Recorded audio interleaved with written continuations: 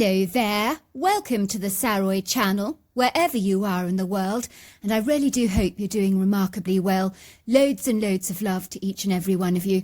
I'm doing fine, thank you very much.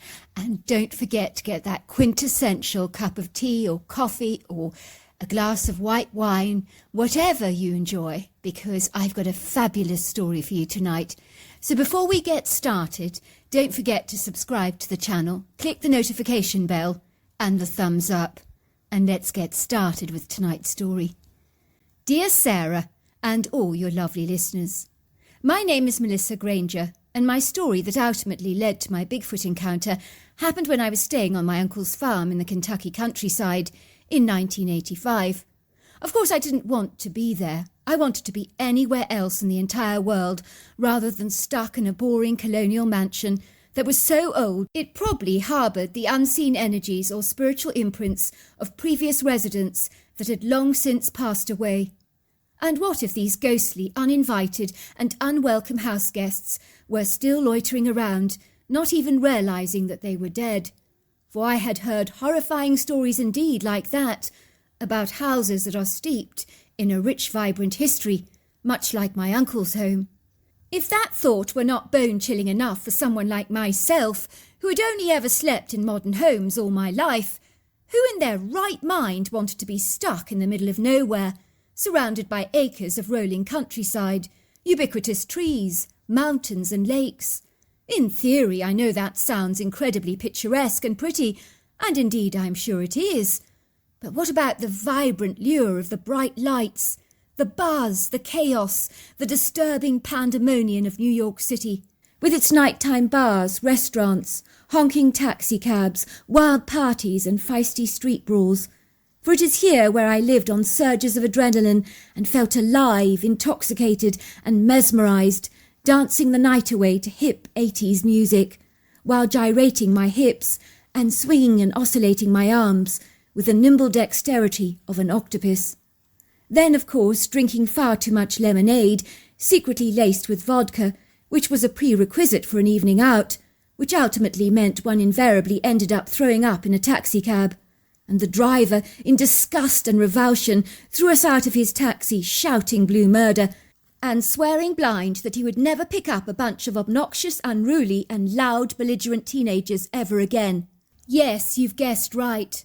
I was a bolshy, stroppy teenager that simply despised my parents and belligerently disregarded any of the house rules. I was spoilt, self-centred, selfish and unrestrained, especially when it came to my sharp and generous tongue. I was not afraid to be rude and opinionated, and both my parents were pulling out their hair in exasperation, for they did not know how to handle me. I was one of those tumultuous, angry teenagers that did as I please and stuff anybody else. I smoked, drank and experimented with the hallucinogenic effects of magic mushrooms and got into all kinds of trouble with willful, immature acts, rather like throwing wet tissue paper around the classroom, which I always thought was hilariously funny, or putting some roaches in the teacher's desk. My regular school reports brought my parents little solace or comfort. They would say, "Melissa is a problematic teenager that stirs up trouble, is rude, undisciplined, badly behaved during class. Her performance in school is poor, and she doesn't pay any attention, which is a pity because she's a bright young woman with the potential to succeed, if she learnt to focus." My parents had tried absolutely everything to discipline me, but the tougher their rules, the more out of control I became. I would liken myself to being like an enraged bull that would see red if my parents rained down any kind of ordered structure and control over my life. I would constantly tell them how much I hated and despised them, and that they were the worst parents in the entire world, which was brutally unkind, but then I wasn't a nice person. My mother would sometimes tell me, "Melissa, I really love you, but I don't like you at the moment. Your behaviour is so appalling. Why, oh why are you so angry all the time? What irks you so much?" It was on visiting the headmistress at my school that the head told my mother, "Your daughter needs to get off her lazy backside and do some hard work to knock some common sense into that head of hers. In my experience, when a teenager has to do some hard physical labour, it begins to change them from the inside out. You need to try and send her to a working farm where she has to work very hard. That was when it was decided that I would go and stay at my uncle's farm, with my 2 cousins, Percy, who was 14, and Bea, who was 16, like I was. I couldn't stand my uncle's family. They were nauseatingly, sickly sweet, mawkish, polite, and well-behaved, always conducting themselves appropriately. Not the sort of people who ever let their hair down or knew how to party. In fact, they were clueless about the real world, naively tucked away in their charming little whimsical farmhouse, with only the birds and the bees and a bunch of farm animals for company. It didn't get more pathetic than that. Well, so I thought at the time. Of course, the revelation that I was going to stay at my uncle's farm went down with as much appeal as a lead balloon, and I kicked up a huge stink about it and screamed at my parents like a wild, unrestrained animal. And you could see by the wary, fatigued looks on their faces that they couldn't wait to see the back of me. And who could blame them, really? When the taxi-cab finally dropped me off at my cousin's farmhouse, it was late in the evening, and so I was welcomed by the entire family with gushing warm hugs and big saccharine smiles, and then promptly whisked away to my bedroom, as I was informed by my Aunt Kate that it would be an early morning start for me. And she wasn't wrong about that. "Get up, Melissa! Get up! Come on, wakey wake, rise and shine," said my cousin Bea, shaking me wide awake. The first morning of the holidays. "Your job this morning is to feed the chickens before breakfast and then to muck out one of the horse stables." "Are you kidding?" I said, putting the pillow over my head. "I'm sleeping and I have no intention of waking up until lunchtime. Can you not see I'm tired?" I moaned. "Are you for real?" said Bea. "You really are lazy. I'll have to call my mother to sort you out. She knows how to work wonders on the living dead." All of a sudden I was woken to a jug of ice-cold water being poured all over my face, and then both my cousins began to laugh at me. I began to rant and rave and wave my clenched fists at them and call my cousins, aunt and uncle all the most demeaning names that you could ever imagine that are not worth repeating. And they were not at all reactive like my parents would have been. Instead, they just smiled warmly at me and asked me politely to do my chores. "Melissa, it'll be really great if you just feed the chickens." Over the next few days, I continued to behave like a petulant, spoilt brat. But my aunt's family remained completely unfazed by all my melodramatic shenanigans that were so dramatic and over the top, I would have made an elephant in musk look tame. Once I'd completed my chores, they would praise me for my work, and I was beginning to appreciate the invigorating benefits of the brisk fresh air, exercise, and even the work, because it became therapeutic for me, and I was secretly loving my time interacting with the animals. But I seemed to have rarely connected with a heavily pregnant black horse called Another Chance, who was in her last trimester and was very close to her due date. I don't know what it was about this thoroughbred horse, but the moment I met her, I felt this connection with her. And it was peculiarly strange, but I had finally met an animal that just seemed to get me. I had noticed the horse watching me when I'd had an altercation with Bea, and I had shouted at her and tossed some horse manure in her face. Another Chance had promptly trotted over to me and whinnied, and proceeded to follow me around the yard like a dog. The other horses eyed me warily, seemingly perturbed as to why Another Chance would remotely be interested in befriending this hot-headed teenager who was constantly having tempestuous outbursts. I had never believed that living in the country could be so rewarding and so good. But as time progressed, I was forgetting to have my usual temper tantrums and rude eruptions, and I was getting up early just to be able to go and visit Another Chance. I so enjoyed brushing her, washing her, cleaning out her stable, and feeding her all the extra calories that she needed to support the little life that was growing within her. I couldn't ride her, of course, which really was unfortunate, but I had developed a bond with her that was nothing short of extraordinary. "I can't believe how much Another Chance loves you," said Bea. "I've never seen her behave like this with anyone before. She follows you around like a devoted dog. I think it may be because she sees herself in you a little." "What do you mean?" I asked curiously. "Well, when we first brought Another Chance to our home, she was wild and temperamental. My father had never encountered such a difficult, spirited and angry horse that seemed impossible to tame. She was a lot like you when she arrived, always angry, obnoxious, and never ever in a good mood. She would swish her tail angrily, pinning back her ears and stamp her feet belligerently, and even bare her teeth at us. It was weird because she didn't have an abusive history behind her, so she had no excuse to be so pugnacious and truculent, and her previous owners had pretty much given up on her because they couldn't control her.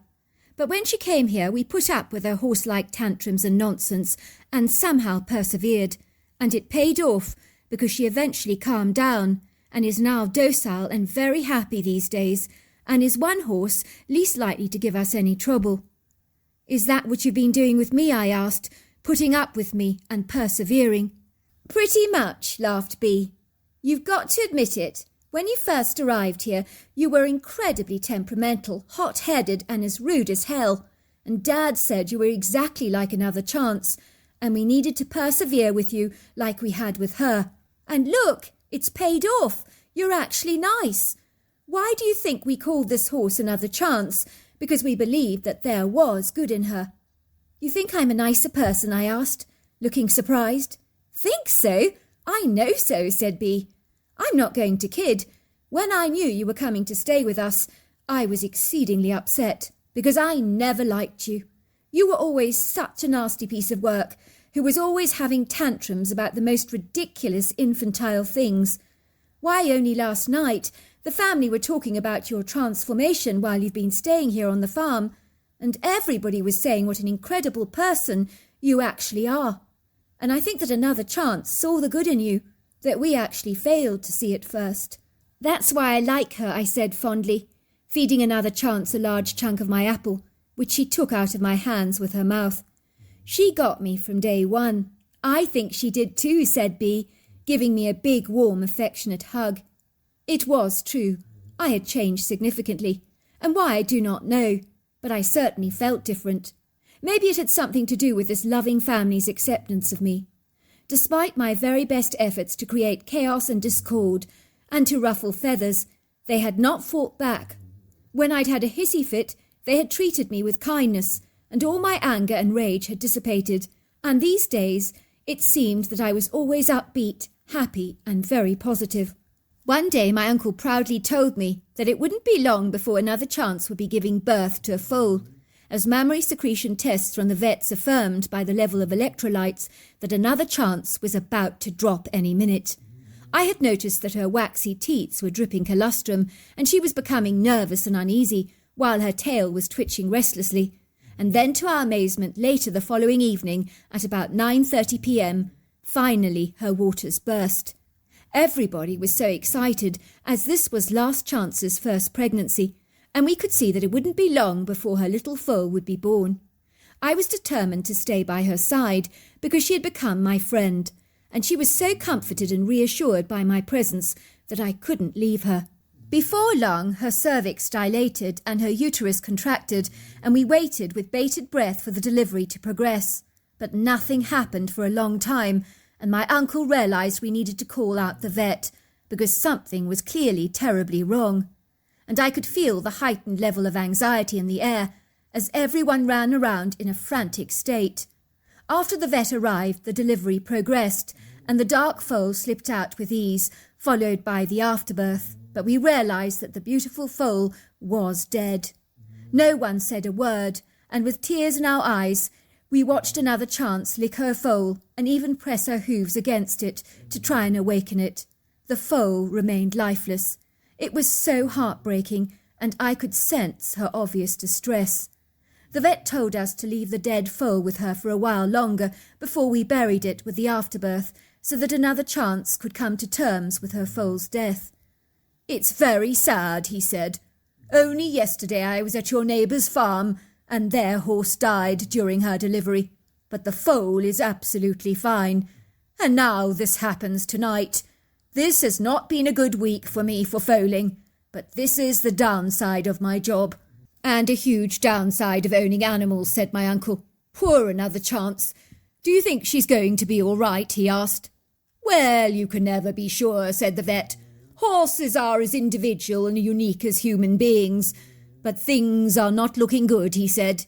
In truth, another chance looks rather distressed. I fear she may slip into a depression. I have known her for a while, and she was more emotional than any of your other horses, and that is my big worry and concern when it comes to her. You're not wrong about that, said my uncle, but these days she is a very calm horse. Well, we can only hope she stays that way, said the vet. While everybody returned to the house, I insisted on staying with another chance, and my uncle told me he'd be back in half an hour to remove the dead foal and the afterbirth. Are you sure you want to stay here, Melissa, he said. It's very dark out here, and it's getting late. Absolutely, I insisted. I don't want to leave Last Chance on her own. She's so sad and broken. I can't do that to her. It was getting cool in the stables, so my cousin Bee brought me a blanket while I sat in the stable with Last Chance. I tried to talk to her reassuringly and soothingly, and she continued to lick the foal in a desperate attempt to revive the poor little thing. She wasn't accepting its death very easily. Before long I was slipping into a sleep, and then I heard the stable door open very slowly and quietly, as if an intruder was trying to be very discreet. I thought with relief that it was my uncle coming back. What had taken him so long, I wondered? He was supposed to be burying the little foal, and I was about to say something when I saw the 7-foot, dark, shadowy humanoid form move stealthily towards another chance and begin to stroke the horse very gently with these massive hands while chattering away to her in a strange, soothing tongue, which sounded like a foreign language. Another Chance was so delighted to see the dark stranger and comforted by his presence that I actually began to feel waves of jealousy. Who was this impostor, I wondered with irritation, and why did he have such an amazing bond with my favourite horse? In truth, he looked like a massive bodybuilder dressed in a very believable, authentic-looking gorilla suit. But this was no suit that he was wearing, for the long flowing dark human-like hair was firmly attached to the body, and there were scanter areas of hair on the upper torso which enabled me to see the taut definition of very powerful refined stomach muscles. The creature was exceedingly powerful and strong, with overlong arms and very sizable feet. I watched as the critter squatted down on his powerful legs and examined the dead foal, and then he lifted it in his arms, threw it over his excessively large shoulders, along with the afterbirth, and was about to glide out of the stables when he stopped short as he saw me, dead in his tracks. He eyed me with an incredulous look of astonishment upon his face, and he looked at me through deep-set dark eyes that displayed deep concern. The light of the stables had been left on, so I could see the creature very clearly, and far from looking like an ape, I later concluded that he looked like a giant man that was covered in hair, as his face was exceedingly human, and his neck so short that you could barely see it. The wild man, which is how I would describe him, locked eyes with me for a long moment, holding my gaze, and then he promptly glided away. I was so astonished and confounded, I didn't know what to think, for I had never seen a human being like that before. But whoever he was, it was clear that he had befriended another Chance, and anyone who was a friend of hers was a friend of mine. It seemed that he had an exceptionally special relationship with this magnificent thoroughbred. Even the other horses in the stable block had not reacted adversely to this strange being, as they were very settled in their stables and not distressed in any way, giving me the distinct impression that this elusive wild man was a common visitor on the property, of whom the horses were well acquainted with. I think I wasn't afraid of the strange humanoid because of the kindness and compassion that he had exhibited towards another Chance, and I was too nonplussed by what I'd seen that I needed to process everything before I began to tell my relatives about my strange encounter. A little while later, something so extraordinary and profound happened that was incredibly miraculous, so much so that it transformed my view of life forever. All of a sudden, with what seemed like a wave of a spell-working wand, I saw a tiny foal appear before my eyes, as if by magic. It looked identical to the one that had died, with the exception of a little white marking on its forehead. I was astonished, so much so that my mouth dropped open to the ground, and my eyes grew as wide as saucers. This glorious, perfect and adorable foal was being thrust forward into the stable with a very gentle push by the wild man, and it looked like the foal was covered in afterbirth, which I soon realised was possibly from the original dead foal's afterbirth, so that Last Chance would believe the youngling was her own. What a clever stunt! The wild man glanced at me with a jubilant, elated expression on his face and a naughty twinkle in his sparkling, deep-set eyes, and I sensed he was saying, "This is our little secret." And then he pointed towards the youngling, and the most extraordinary thing happened, of which the memory today still brings a joyous expression upon my face, for it was indeed a miraculous moment of note. Another Chance trotted towards the little foal and smelt it. She then began to lick it all over, and the little foal began to nurse her teats so naturally. I could see a proud expression in Last Chance's eyes, as if she was saying, "I knew my foal wasn't dead," and she became besotted and devoted to her youngling in what seemed like a second. The heavy, oppressive atmosphere born from a mother's grievous despair and depression lifted in seconds, and the rapturous joy in the stable was immense. The wild man stood there, watching mother and foal interact with each other, when suddenly he glided away, as we could hear the footsteps of my uncle venturing towards the stables, and I think that frightened the wild man off. "Sorry I didn't come sooner, Melissa," I heard my uncle's voice calling me. "I fell asleep. How is Another Chance doing?"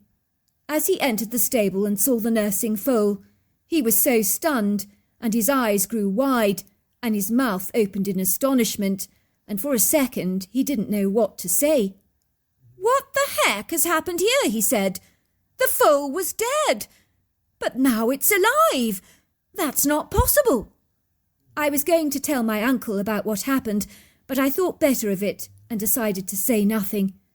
"Tell me, what happened?" piped my uncle, studying the foal curiously. "You must have seen something." "I don't know," I said. "I didn't see anything. I fell asleep," I lied. But, stammered my uncle, "this is not the foal that died. It didn't have a white marking on its forehead." "Are you sure you aren't mistaken?" I asked. "I'm almost certain it did." Now my uncle looked very confused and promptly went inside to call the vet, returning to the stable looking completely befuddled. "Something weird is going on here," he told me. "I've just spoken to the vet, and she assures me that it isn't possible for a dead foal to come back to life. She also assures me that the foal that was born tonight most certainly did not have a white marking on its forehead, and that Another Chance was not expecting twins, so I've covered everything. However, she did happen to mention that the neighbour's foal born last night had a white marking on its forehead." "You think that this foal belongs to your neighbour?" I asked. "Not necessarily. We first have to establish whether the neighbour's foal is actually missing," said my uncle. "I do hope it's not her foal, because Another Chance is completely smitten over her youngling, and she's being very protective over it. I couldn't bear for it to be taken away from her. She's deliriously happy. Look at her. It would break my heart again if she had to lose her foal all over again." "Well, maybe your neighbour will let them stay together," I suggested. "Emma Codger? Are you kidding? If this is her foal, she'll be here first thing in the morning to collect it, although how it got here, God only knows. I can assure you, she is not the most likeable character, and is as hard as nails. She'll probably accuse me of stealing the foal from her. I wouldn't put anything past her." "Oh dear," I said, feeling my heart sink, because in my gut I knew this must be the foal that the wild man had taken. "Did you see what happened to the afterbirth?" asked my uncle. "And if this is not her real foal, what happened to the original one? This case gets curiouser and curiouser by the minute." "Sorry," I said. "I can't help you, Uncle." The following morning, I'm afraid, the news wasn't good at all, and I was completely devastated. It would seem that Emma Codger had experienced a robbery the previous night at her farm, and the door of her stable block had been broken down with a brute force, and it appeared that her foal was missing. On hearing our strange story, she informed us she'd be over to our premises forthwith with her horse trailer to pick up the foal. As the surly woman climbed out of her vehicle, my uncle led her to the stable block, and I followed, my heart compounded by a heavy sadness, because I knew in my gut that Miss Emma Codger was going to take another chance's foal, and the idea of that happening was nonsensical to me. "What size feet do you have?" she asked my uncle, glancing down at his shoes very suspiciously. "I'm about a 7, said my uncle. "Not very big. Why do you ask?" "Well, the person who broke into my stables last night left a foot impression in the mud, and it was enormous, much bigger than your foot is." "What impertinence!